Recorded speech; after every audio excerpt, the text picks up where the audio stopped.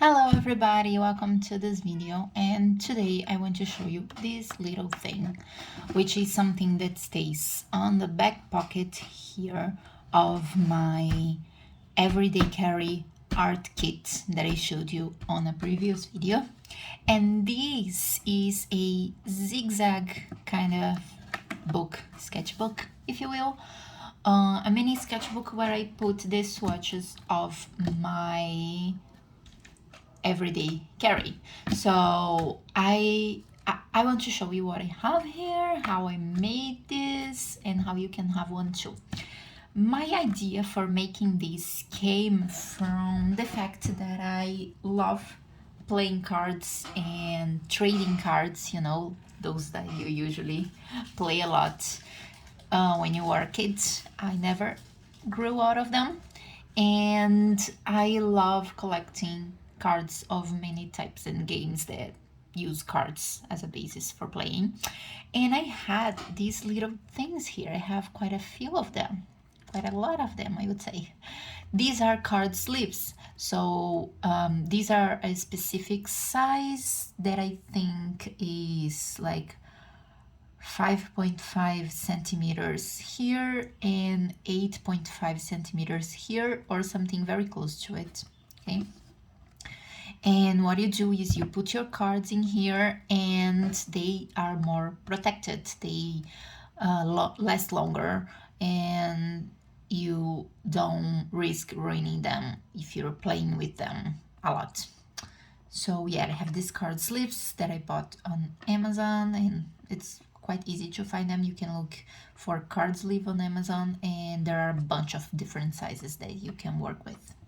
I like these sizes, and what I did was getting some clear tape and taping them together here, and then folding everything into a mini accordion book. In the slots I put watercolor paper, so I had some leftovers from sketchbooks that I made, because I make my own sketchbooks with watercolor paper, and I just cut them to the size of the sleeve and I put them into the slots. I had shown this before on the video. I showed my art kit that I have right there, and it was empty, and now I filled it with some swatches of my materials that are there. And the reason I love this is because, first of all, it's super compact.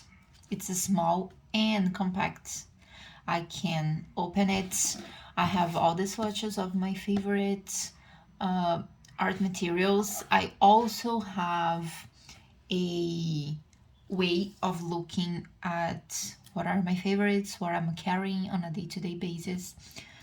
And I have a quick view of how my materials work together. So for example, besides the swatches of my watercolors here, I have more saturated colors here and more diluted versions in here.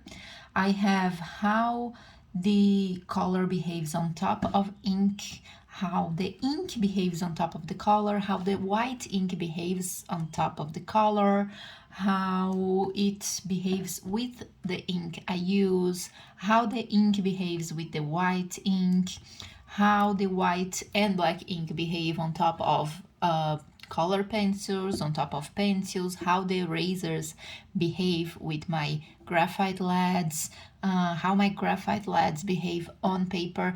And even though I use some different papers and I buy some different brands, there's not a huge difference between the behavior in the range of papers that I use, especially when we are talking about the watercolor paper that I use. There is like very similar results, or the differences are not that, I would say, different on the way I work. So I just chose one that I use the most and I use them. And the way I did these swatches was drawing the materials, which is something that a lot of people do. And you find a lot of amazing videos of people showing their first page of their sketchbooks that have something like this, or showing them making their swatches on camera, which is awesome. So I made this, and as I said, it helped me to see how the material works on paper, how they behave together, because I kind of combine things with each other whenever I could. Even my gold watercolor that you're probably not going to be able to see, but I put it on top of other watercolors to see how it behaved in here a little bit. And it's just a quick view of how I can use them and what I can expect from them. So if I'm out and about, or even if I'm on my studio using these favorite materials, because I use them a lot. That is why they are my favorites. I can see, oh, I wanted to do something like this, and I can see here how they behave and get some inspiration. Even if I don't know what to do, I can get some inspiration from this. So this is really helpful for it. Another reason is because it's fun to play with this thing here, and also they really feel like trading cards that I can just take and play with them. It's just fun, just for fun.